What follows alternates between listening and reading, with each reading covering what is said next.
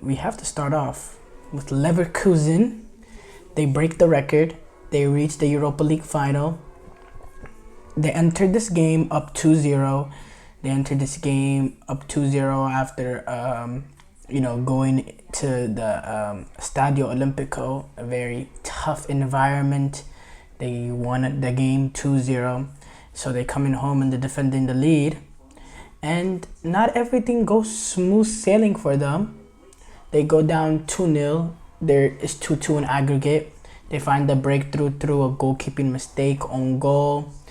And then they get the final minute equalizer that keeps up their win streak to move on to the Europa League final, where they'll be facing Atalanta, who defeated Marseille, winning 4-2 on Leverkusen won 4-2 on aggregate.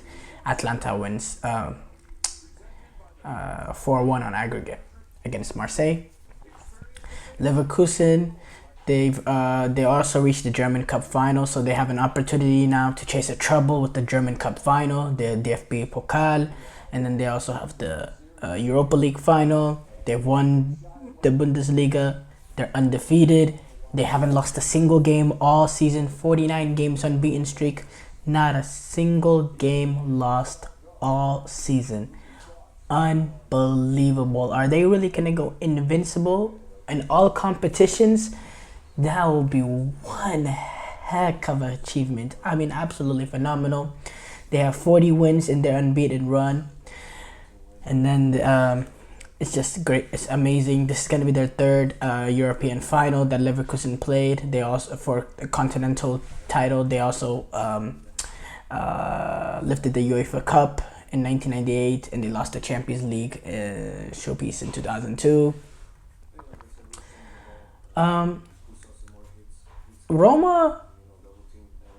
Roma did well to get back into the game. I mean, everything was against them, being down 2-0. They had the experience of Paredes knocking down 2 penalties. And they did well to, climbing the mountain that they had to climb. And they were very, very composed. But Leverkusen, it just seemed like Leverkusen, as soon as the second goal in, they started to get a foot in the match. They played a nice possession style system. They didn't panic. They kept going side to side, 1-2, 1-2. They were able to get that breakthrough. And then it becomes a tricky situation. It's 2-1.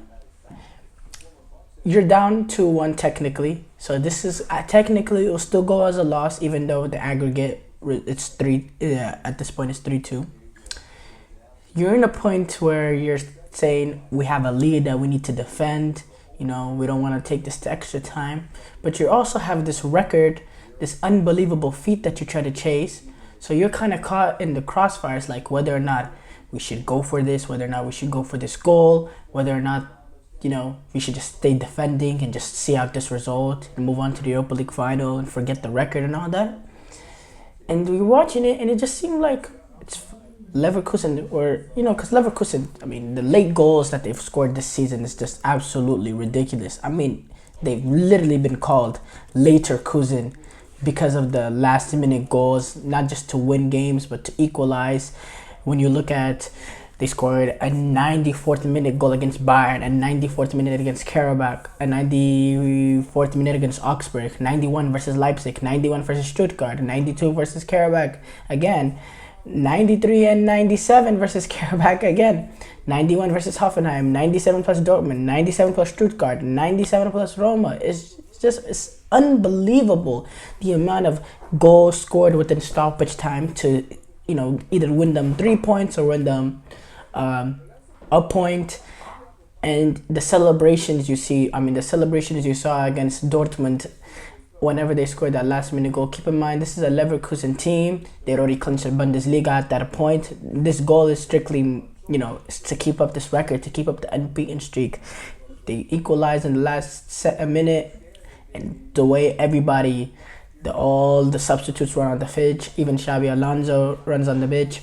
It's just amazing. Xabi Alonso, by the way, I just love his his body language as a manager. You know, certain times he celebrates, certain times he just goes little fist bump, certain times no celebration. I love the way, the way he just seems composed on the sideline. Everything about Xabi Alonso, just screams like a world-class manager. He just looks so professional. And the football that they play, the counter-pressing, they winning the ball high, but then playing a nice possession-based football. I love the way Leverkusen play.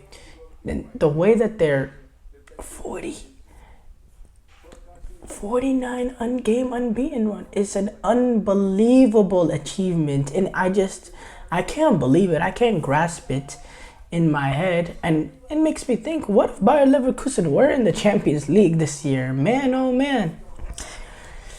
The way that they get production when it comes to goals and assists from their fullbacks, Grimaldo and Frimpong, it just reminds me of Robertson and Trent a few years ago. But this is a little bit different because Grimaldo and Frimpong, they're getting the goals in the back the net. Robertson and Trent Alexander-Arnold, in terms of creation, in terms of ability to play, put in crosses and all that, can't touch them. They're the best I've seen when it comes to assisting, crossing, all that. But Trent had a few goals in him with set pieces, sometimes making a late run in the box, shooting a shot. But Andy Robertson, he doesn't give you any goals. That's not really part of his game. But Frimpong and Grimaldo, the capacity that they have to get into the box, their ability to play on the counter, to get into the box, to score goals, and to provide assists is phenomenal. Xhaka provides great complementary to Florian Wirtz, who is able to pick up the ball, beat a man, open up space for his teammates, play a genius ball, play in one of his strikers, or play the ball out to one of his fullbacks and completely shift the defense. For me, it's amazing the way. The way that they play. I love the way that they're. I love how they don't panic, even in those situations when they were down.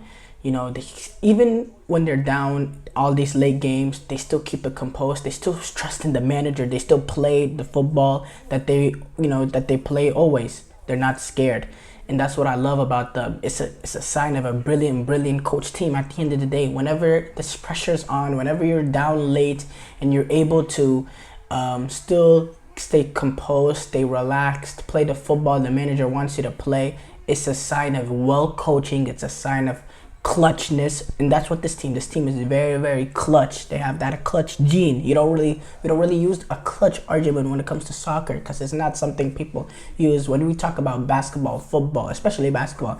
This guy has a clutch gene. This guy, whenever you're down, whenever it's fourth down, you want to go to, who do you go to? You want to go to Antonio Brown or whatever. They say he's the clutch guy, or Michael Jordan, the clutch killer. You don't really say that when it comes to soccer. But this Bayer Leverkusen team, they are a clutch team. They are a very, very clutch team, and